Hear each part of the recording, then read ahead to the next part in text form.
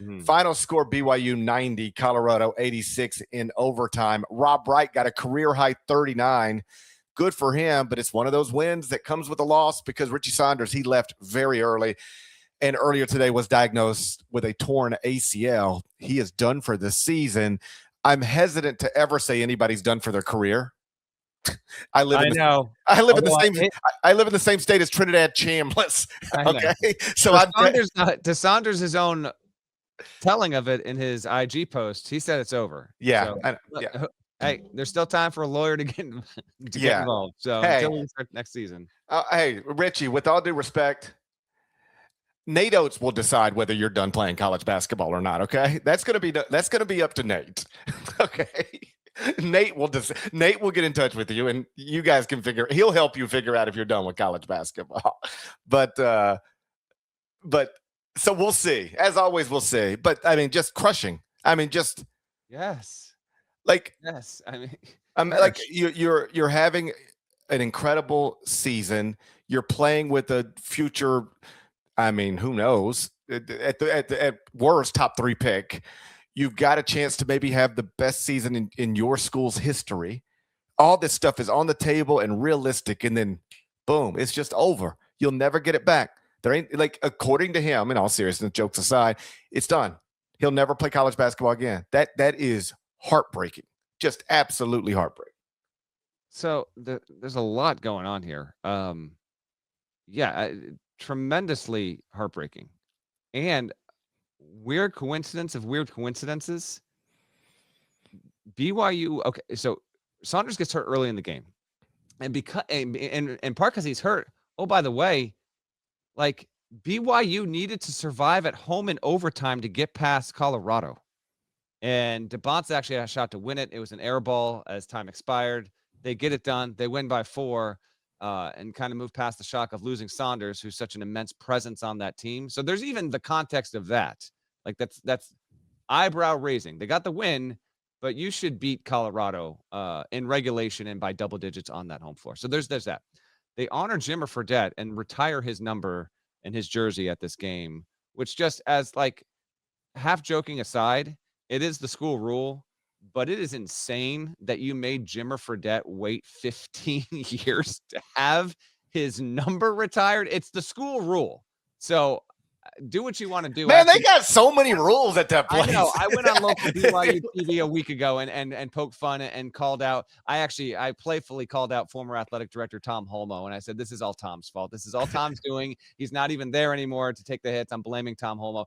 It's absurd to me that Jimmer Fredette had to wait 15 years. And then, but here's the connective tissue on this. This team, the hopes connected to it are the greatest since Jimmer Fredette's senior year.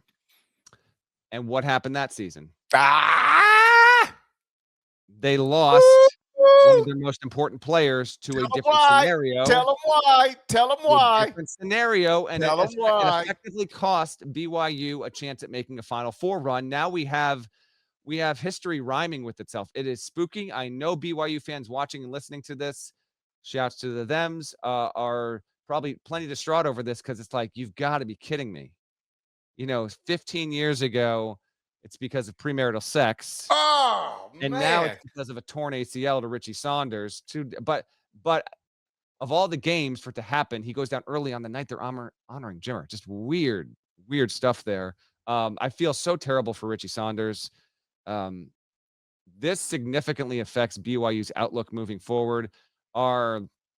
Our poll here is, what do you think BYU will end up seed-wise now that it has lost Saunders for the season? Most common response is a 5 or a 6 seed, and then that's 47%, so almost half the people watching live. We've got a healthy live audience number right now. And then 7 or 8 seed is at 38%. No one basically thinks that they've got a chance at a 4 or better. I would agree with that.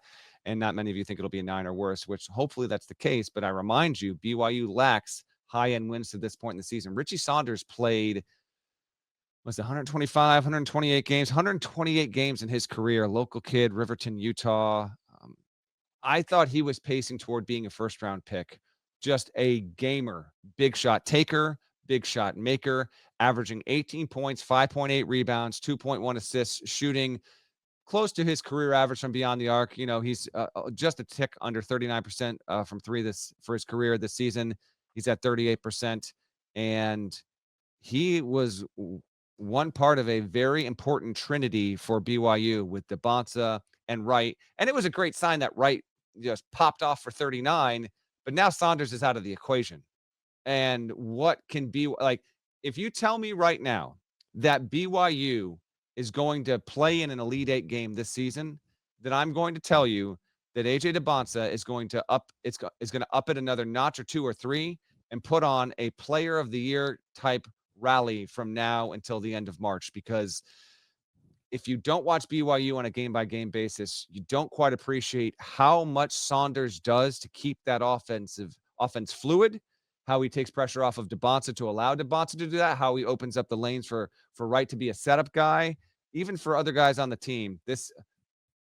The Arizona loss is the biggest headline, but to me, it's a 1A to what this news popped an hour before we went live here. Saunders being out for the season is 1B headline for me coming out of the weekend. This is borderline devastating for BYU. Very interested to see how the Cougars rally with this, because this is not a deep team at all. It is not. And they've got Arizona next on the road, then home to Iowa State. They've still got to go play at West Virginia, at Cincinnati, home to Texas Tech. This could get bumpy. Keep an eye on the Cougars over the next month, because the entire calculus and outlook of their season just changed dramatically. Yeah, it stinks. At Arizona next, and then Iowa State at home. So lose a key player. Congrats. Now you get to play two of the best teams, two legitimate national championship contenders in back-to-back games. But, of course, Arizona could be shorthanded for that as well. We'll wait to hear an update on the Koa Pete situation. Let's move on.